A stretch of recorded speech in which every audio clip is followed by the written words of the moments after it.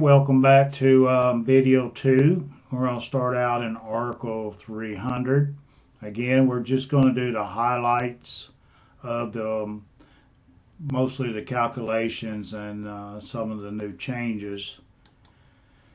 Right off the bat, we've got 310.12 chart or table back, and it's for feeders for for single family dwelling units, 100 amp through 400 amperes. It was at one time just 83%. It's still 83% of the calculated load for dwelling units, and I know they allow it here. Energy allows it. Some utility companies may not allow it, but it's for the feeders and the service conductors. Okay, so in other words, if I had a 200 amp service, my calculation, I can multiply that 200 amps by 83%, and I would get about 165 amps or so along there somewhere. But the table here kind of shortcuts it for us. For some of you that's been doing residential, know that a 200 amp service you can use 2-aught copper. Now if we're doing a commercial 200 amp service, we got to use 3-aught. Okay, and so this is allowed. An 83% load is all you need on the calculated load. Of course, you understand at 220 there's a lot of cushion on the calculations just to keep electrical wiring from overload, or the worst thing, it overheats the insulation, and then we got fires. So anyway, be aware of table 310.12. It's for single phase dwelling units and feeders. Our table 310.16, like I said earlier, it was 310.16 for years, and then like 2014 they renumbered 310, and it was like 310.15b16. It was hard to get used to. Now you need to look at the one in your code book, but this is just kind of an example. I'm just wanting to point out that there's 3 columns. You got 60-degree columns, the 75-degree column, and the 90-degree columns. 90 degrees you will very rarely get to use. Both ends of the conductors got to terminate in a block, not on a breaker, but on a termination block. It's rated for 90 degrees for you to use this rating here. Of course, we also have the code here with 14, 12, and 10 that they can only be fused at 15, 20, and 30. Okay, so you'll be using the 60 degrees Celsius column when you size your conductors. Actually, anything under 100 amps you should use a 60 degree column. 110.14 tells us that. And anything over 100 amps you use the 75 Celsius column. But here's some other rules. Basically, even if my conductor's rated for 90 degrees Celsius, my breaker's rated for 75 degrees Celsius, then the one end of the conductor goes to a lug that's only rated for 60 degrees, we've got to use the 60 degree rating. Okay, and same with anything under 100 amps. But if my conductor is rated for 90 degrees Celsius, breaker's rated for 75, and the lug's rated for 75 Celsius, then we can use the 75 Celsius rating for derating. And that's what we're going to talk about, some derating. We cannot put this on a 25 amp breaker. The number 12 can only be fused at 20 amps. Okay, so here's some correction factors. A lot of electricians don't do this, they're not aware of it. They've made the table a little simpler this time. You got Fahrenheit in one column, Celsius in one column. But if you get a question and you got, for instance, I think I got one here, an example, for it's 115 degrees Fahrenheit, that would fall right here, the 114 to 122 Fahrenheit, 115, okay? If it's a 75 degrees Celsius conductor, then it's going to be a 75% derating. If it's a 90 degrees rated conductor, it's going to be a 82% derating. Okay, so beware of this table, because if we go back to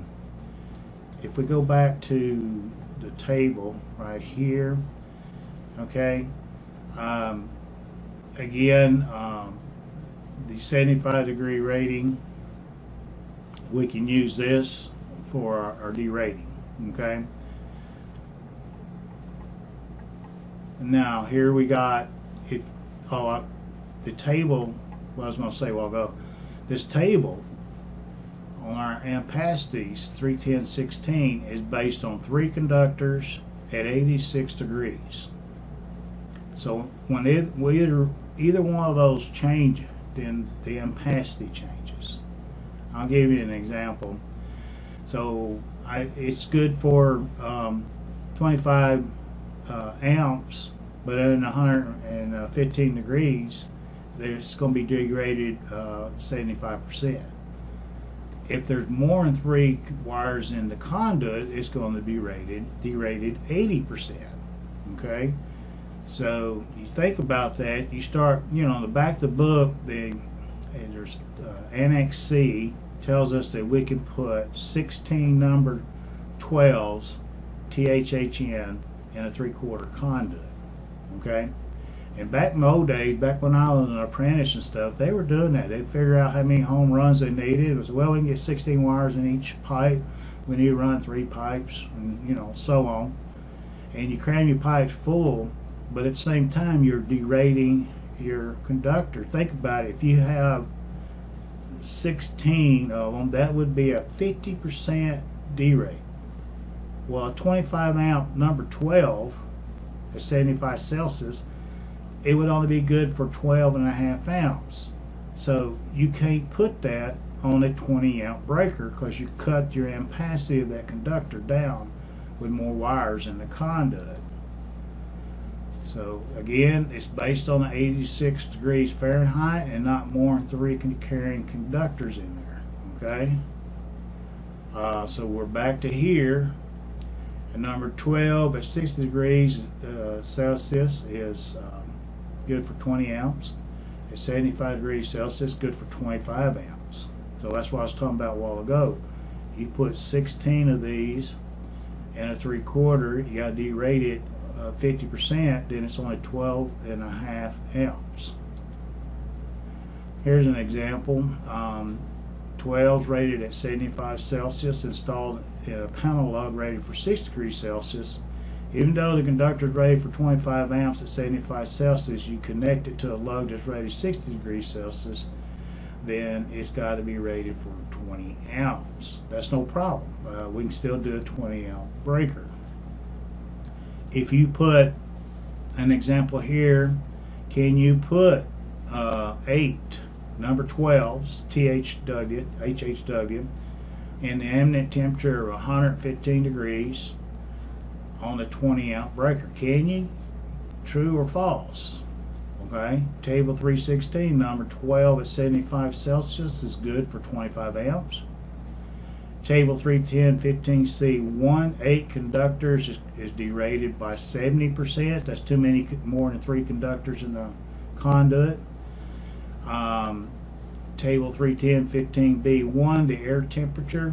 Okay, the air temperature is 115 degrees. We've got to derate it a 0.75 adjustment. So you take that 25 amps and derate it 70% because of 8 of them in a pipe, and degrade it 0.75% because the air temperature is 115 degrees. That number 12 now is only 13.125. So you cannot use that on a 20 amp breaker. Okay, you're going to have to upsize your wire. Maybe a number 10, because a number 10 would be rated like 35 amps at THHN, use a number 10, and by the time you do these deratings, it probably good for 20 amp. May have to go to a number 8. Okay, so this is what it looks like in your book, and it has the insulation type. So there's several things that depends on what the ampacity. When I'm having seminars, I ask the guys, what is the ampacity of a number 12? Well, the real answer is whatever table 310.16 says, because you got to look at the insulation type. You got to look at the ambient temperature, the air temperature. You got to look at the Celsius temperature of the insulation. And is it under 100 amps? Is it over 100 amps? And so, again, there's a lot of factors. Is it copper? Is it aluminum? Okay. So there's a lot of things that goes in factors. You can't just say a number 12 is good for 20 amps. Okay. Normal conditions it is, but as you start putting more than 3 conductors in a conduit, you put it in a real high temperature area, and then it derates it even more. Okay, 310.15b has been going through a bunch of changes over the last code cycles. We used to have a table here. It depended on how high the conduit was off the roof and all these deratings and stuff you had to do. And finally I decided, well, you know, we don't need all that. I've been running conduits on the roof for years, and we ain't never had no trouble. So look, if you put it closer than 7/8 of an inch to the roof, in other words, if you don't run it on at least one by, you're going to have to add 60 degrees to that derating temperature we was using a while ago. And you have every area, Arkansas's area, our average temperature is 97. It's called the average temperature in your area. Arkansas is 97. Okay, so they take the average high temperature in your area, and ours would be 97. You'd have to add 60 degrees. Okay. So that throws you way up there, and you got to start derating the wire. What are you going to do to avoid all this? Put it at least on, 1-inch board. You put it on a 3/4, and then you're going to have to add 60 degrees derating to it. Now, type H, XHHW2 wire, and actually have some apprentices out there telling me they're using this conductor, and it's got a really thick insulation on it. It's not subject to adjustment factors. It seems like it's well insulated conductor. Other than those two things, there was a change there. Let's look at Article 314. This is abused a lot in the field. A lot of guys don't know this. But when you go in and take the test, you need to know a lot of these things. We're going to deal with cubic inches of your box. First thing, there's some things that you'll have to add. Each conductor is allowed to, so many cubic square inches. We'll look at that. Each box has so many cubic square inches. It's stamped on the box somewhere. Romex even has it etched in the box inside. But things like boxes with clamps, it doesn't matter how many clamps are in there, but if it's got clamps, those count as one conductor of the largest conductor in the box. So if you got 2 number 10s in here, because it's in this box with clamps, it's going to be counted as 3 number 10s. Also, a stud right here protrudes into the box. That's called a stud, and it counts as 1 wire. And a hickey, it's this thing here like a little C-clamp that screws onto the stud, and then your mounting steel. So when you hear stud and hickey, this is what they are. They count as 1 wire each, also the largest conductor in the box. So if you got number 10s in here or number 12s, then this box would count 1, 2 more wires. This will make more sense in a minute. So let's look at here. This is new. Now that this divider also counts for wire space. Let me go back to the previous one here. Each barrier, if not marked with its volume, shall be considered to take up a ½ inch if it's metal, and 1 inch if it's non-metallic. So in this case, this would be 1 inch of space gone, okay, in your calculation. For instance, receptacles count is 2 wires that are connected to it. So it's number 12s coming to it. Even if you got 10s in the boxes, it only counts for the size of wire that's connected to it. So there would be 2 wires here. The switch would count as 2 wires. Pigtails don't count, okay? And the equipment grounds, there was a change on this. They used to all count as 1. We'll look at the change on that. They count as 1 up to 4.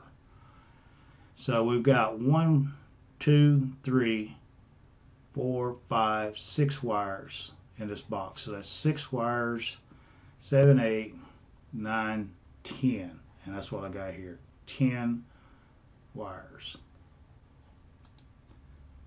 Now, if I look at my boxes here, those were number 12s. A 4 and 1.5 inches deep has 21 cubic square inches. So number 12s, I can get 9 in there, so that box is too small. All right, so I would have to go to a 4 by 2.1/8 inch to get my 10 cubic square inches needed. Okay, now we can put a mud ring on. Now some mud rings I count as 3.8, so I could stay with the 4.5 box there. Here's what I was talking about in your code book, table 314.16b. Each conductor, number 12s count as 2.25 each. Number 10 counts as 2.25, or 2.5 rather, and 14s count as 2 square inches. Now if we had that barrier like we was talking about a while ago, it takes up 1 inch, then we'll add 1 inch to this plus all the 14s. I've got some more examples here. Again, receptacle counts as 2.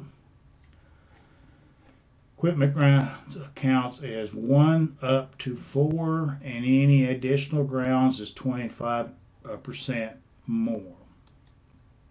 So let's look at that. If there's 6 equipment grounds in the above box was just looking at, that would be 4 plus 25% of number 12s. Number 12s are 2.25. So 25% of 2.25 is 0.5625. So we got 4 number 12s. 1, it counts as 1. Number 12. 4 of them counts as 1. The 2 over would count as 2 times 0.5625, which would be 1.13. So we would be adding 1.13 to our equipment grounding conductors. So if we went back to this box, there's only 2 in this one, but if there was 6 in here, we would count 1 plus the 1, add 1.13. I know it sounds splitting hairs, but you need to know this for test purposes. Okay, again, you can go back and look over these if you didn't catch it the first time. Now 314.16b1 talks about loops. Feed through loops counts as 1 conductor. Now loops, now it says over 12 inches. You think about it, it's a 4 by 4 by 4 box. The time you run a conductor all the way around in there, it will count as 2. Okay, so in this case we got 1, 2, 3, 4, 5 wires. Conduit bodies are allowed if they're marked by the manufacturers with their volume, okay? And it normally comes out to about 1 splice and 3 wires on a LB. A 2 gain, this changed a few code cycles back. It takes up 2 spots, so instead of counting as 2 wires, it's going to count as 4. So my device counts as, these are number 6s. So we got 4 5-inch. There's 5 inches per number 6. Got 3 number 6s coming in, okay, and 1 equipment ground, and we add it all together. We've got 40 cubic square inches is what we're going to need for this device. 314.28 boxes and conduits. I know J boxes these don't get sized the right size ever. But anything with a number 4 and larger, you have to have bushings on here. And of course, all rigid, even down to 1/2 inch, has to have bushings on it. Number 4 and larger must have insulated fittings. Now, they make fittings, insulated throats and hubs and things like that can go in lieu of the bushing. Okay, let's look at the 3 pull boxes. 314.28, you want to highlight 8 times the largest raceway, okay? We've got a 3-inch conduit coming in, so when we're going a straight pull, we don't worry about how wide it is. We really, because it's going to have to be wide enough for the conduit, we're needing a length for being able to pull the wire in and out, okay? So 3 times 8 is 24 inches. We want this box of 24 inches wide. Okay, angle pulls. You take the largest conduit times 6. So we got a 3-inch and a 2-inch. So it's plus the sum of the others. If I've got 2 2-inches in here, then it'd be 3-inch times 6, 18 plus 2 plus 2, you know, whatever else I've got in here, okay? So in this case, 1 3-inch times 6, 18 plus 2, 20 inches this way. And we got 1 3-inch coming in here, so it's got to be at least 18 inches this way. The distance between the conduits also has to be 3 times the largest 6 times the largest conduit. Okay, so here this conduit to this one would also have to be 18 inches from here to here. That keeps you from putting it way over here in this corner. So here we got what we call the U-pull, okay, and so it's going to be 3 times the largest conduit plus the sum of others. So 18 inches plus 3, 21 inches. That's 21 inches this way. Okay, and at least 18 inches between the conduits. Pretty simple. Motors. A lot of guys really miss this one a lot on the test, this one and grounding and bonding. But anyway, motors, the first thing you learn is, and probably everybody does this, but you do not connect or size the conductors according to the FLAs on the motor nameplate rating. Okay, this is for overloads. This is what it runs. This is what the motors run. This is you can probably buy the same motor from someone else, single phase, 115 service factor, code letter A, 2 horsepower, and it may be 24 ounce. Okay, and so we size the motor, and you need to get familiar with these tables. But 430.247 for DC motors, 248 for 8 single phase motors, and 250 for three-phase motors. Those are the three tables that you want to concern yourself about. That is it. Okay? That's where we get the ampacity of the conductors, not from the nameplate rating, from the code book. All right? So, again, these are the three tables. You need to get familiar with those. Be sure you got tags on that area. For the highest rated motor, okay, plus the sum of the others. Okay, we're looking for the conductor size in here. I'll get into this a little bit later, but we'll look up the wire size. If you went into the code book, you look up 5 horsepower, 3-phase, 230 volt, you will find 15.2. It might be a good exercise for you to do at this time. Here we got two motors identical, 2 horsepower, single phase, 115 volt. You look these up, they're 24 amps each. Okay, so here's some examples to look up. Back to here, I want to get to where we can look at. If you look these up, you can see where I'm getting these numbers from. All right. The first thing is the size of the conductor feeding the motor is always 125% of the FLCs. That's the amps you find in the book, code book, not what's on the motor, not the full load amps, but the FLCs from the code book. Okay, that is a giving. This is what I use to size my conductors. Now we're looking at sizing the largest, the feeder conductor for these three motors. You take only one motor at 125%, the rest of the motors at 100%. So you look these up, 2 horsepower, single phase, 115 is 24 amps. 5 horsepower, 3-phase, 15.2 amps. You notice that the bigger motor is not the highest rated motor. In other words, it's not, when it says highest rated motor, it's not talking about the biggest motor. It's talking about the one that pulls the most amps. Okay. So we add all those together and we get 69.2. Feeder conductor must be able to carry not less than 69.2.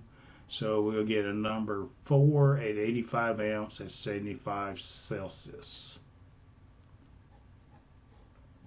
Again, the FLCs from the code book, not the nameplate rating, times 125, 430.22. You might want to highlight that. This is in stone. What size conductor do I need going to this motor? Look it up in the tables. Times it by 125%. In other words, this motor pulls 8 amps. 8 amps times 125%, that's 10 amps. A 14 is big enough. Okay, and that's another thing about motors. The breaker is only used for not overcurrent, but you only use for short circuit ground fault protection. The overcurrent is handled by the motor overloads. Okay, and so the breaker's not protecting this wiring, the motor overloads are. Okay, it's something you got to get in your head. We'll look at it here in a minute. For instance, here's an overall picture. Well, this motor is 16 amps. Okay, let me go to another one. I got a little better one here.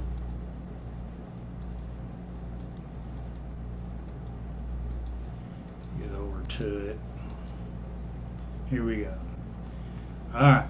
Okay, this is in the back of your book too. Also, here we've got a 45 amp breaker with number 12 wire.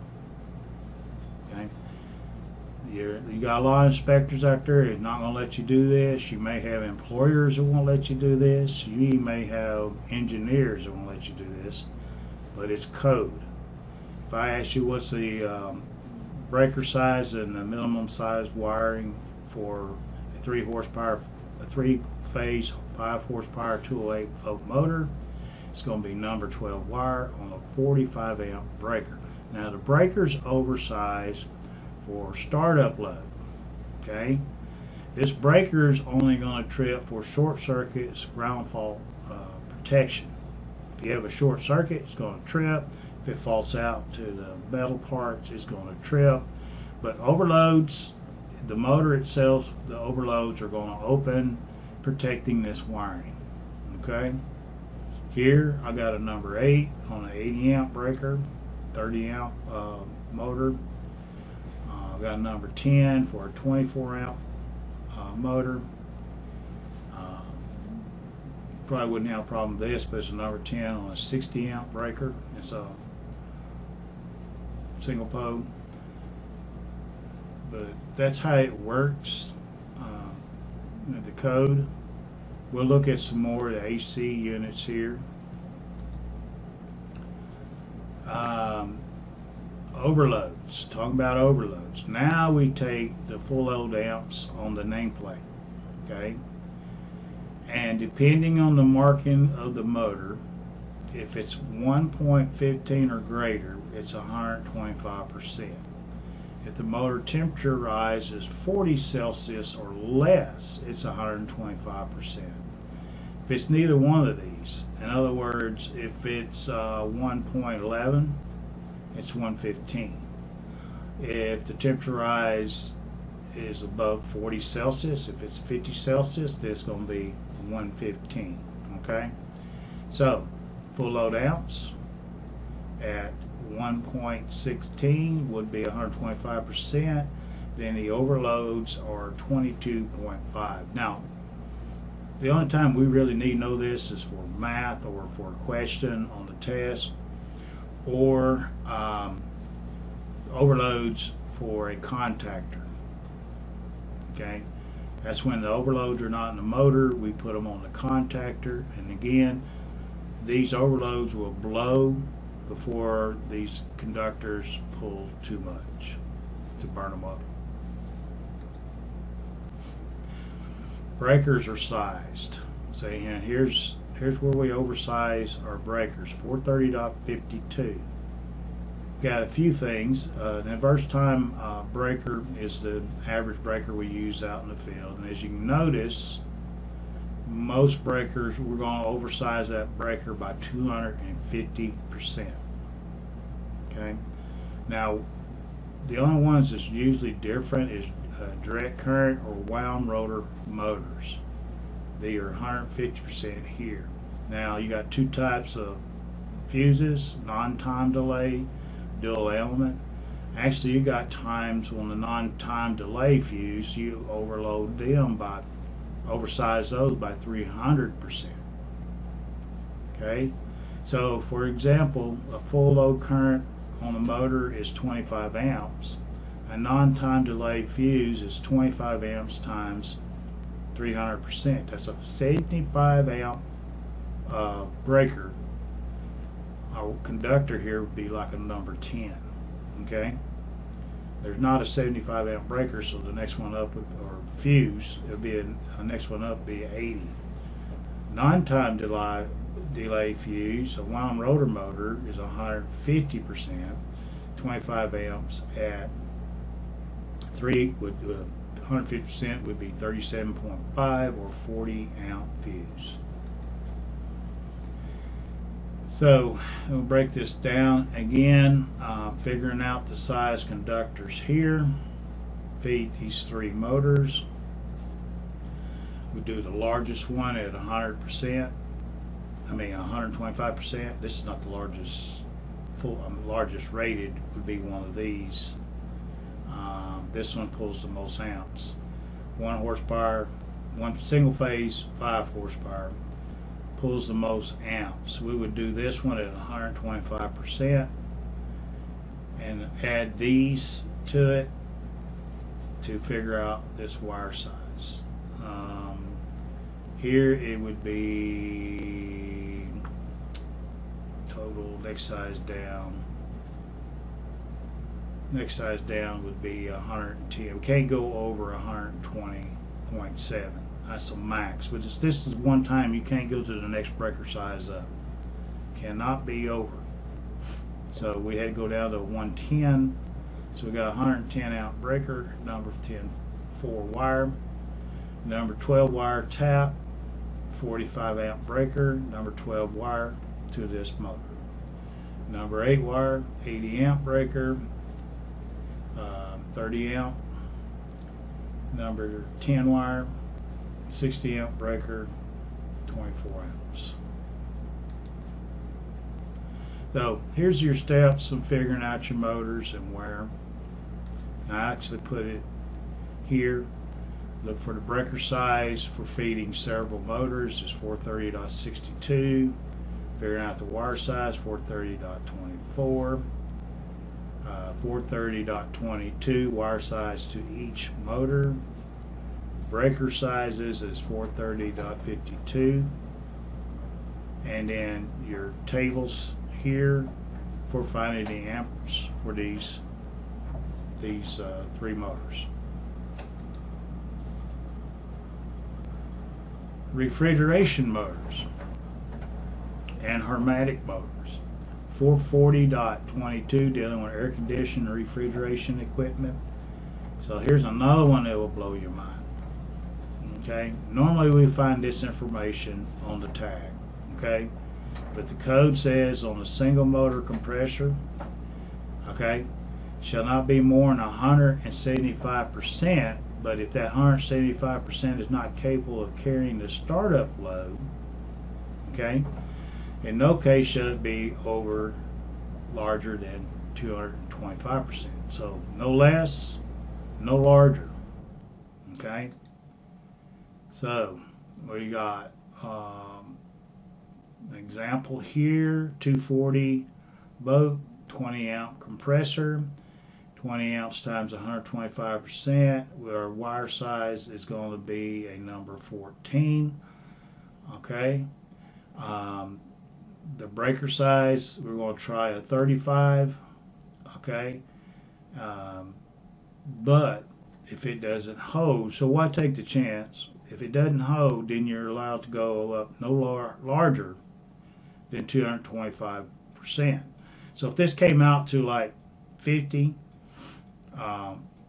came out like the 46 or 47, we would need to go to a 50 amp breaker. You can't do that.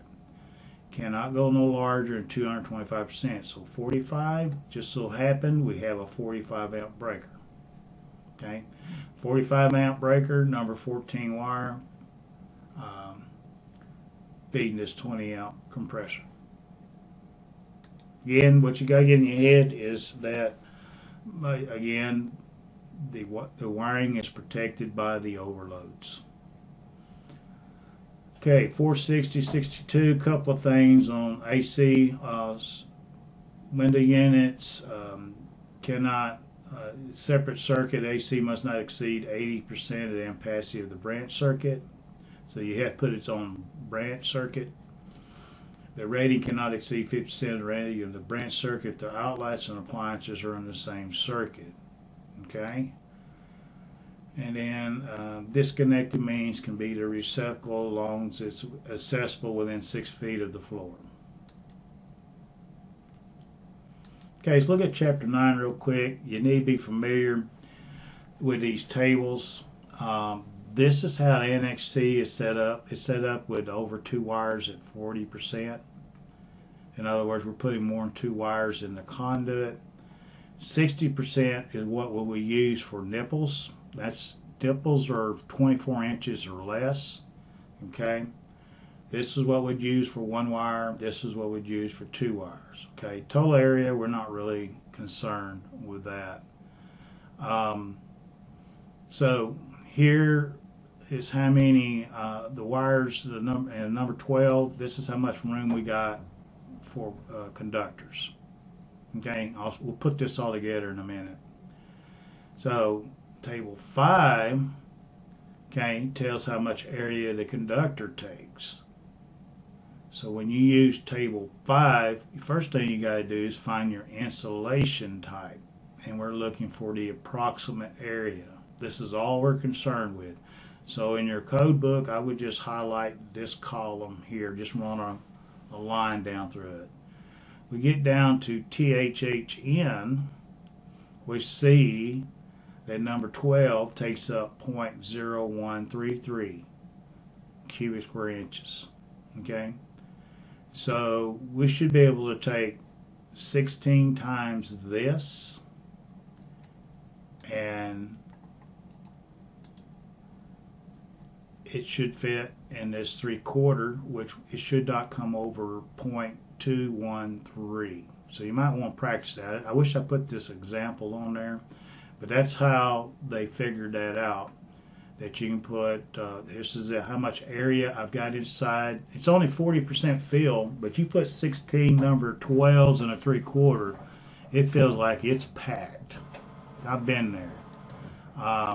So here, I should be able to put 16 times that should fit in that conduit. Table 8 in Chapter 9 is where we get our circular mills. Okay, now you'll notice that after a certain time, when you get up into 100, 200, that circular mills is in the wire size. You got a 250, that means it's 250,000 circular mills. Okay, anyway, I just kept, this is just a small example, but you need to look at the code book. This is also, we get our, well, we'll go to table 9 in a minute. But anyway, the circular mills of a number 12, this is where we were getting this earlier. We use these circular mills for figuring out voltage drop. Okay, table 9, here's that ohms resistance. Remember I was telling you 2 ohms per 1,000 feet? And if you'll notice the table, the top one is kilometers, and the bottom one's 1,000 feet. So you got an upper number and a lower number. Upper number, lower number. Okay, so number 10, the resistance per 1,000 feet is 1.2. Number 8, the resistance for 1,000 feet is 0.78. Again, you divide 1,000 in this, and you can figure out what it is per foot. And that's actually two decimals, because we figured that 2.2 divided by 1,000 is 0.002. Okay, so that's where we get this. Now this is over here is aluminum. Probably hardly ever use that in calculations, but that's where I got that from table 9. Okay, so when you work the little examples we give you and stuff, then you can see, I just want you to be familiar with all these tables. Okay, that's where we find the resistance number 12 wire, the 2.0 divided by 1,000 gives us 0.002. So I put that all in here too. So if we had different size conductors, what size conduit do we need? Well, we went to table 4. Table 5, we find that a 300 is 0.4608. Okay, there's 3 of those times 3. We have a 250 in here. He's reduced to neutral size. It's 0.397. Number 4, 0.084.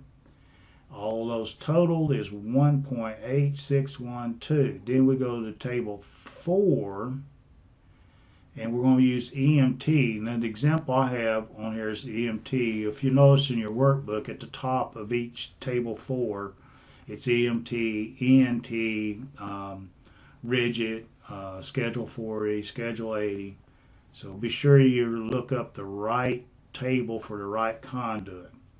Okay, I scroll down through there and I find the 2.5 inch conduit is 2.343 cubic square inches. So if it was a schedule 80 PVC, it'd be a 3 inch, because a 3 inch is the PVC 80 Schedule 80 is thicker wall than an EMT, so there's less room in a Schedule 80 PVC, so we got to use a 3-inch because it's at 2.577 for this to fit in there. Okay, so just kind of work with those, see how they work with you. You have any questions, just give me a holler on the phone or email me. And like I said, we'll work with you through any of these. If you do all the examples we've got in the workbook, this video is just kind of get you familiar with the tables are and how they work. And if I need to explain anything a little bit more clear, just let me know. We'll work on this. But we're looking forward to hear from you and want to know if you passed your test. Please let us know. Okay? And we're out.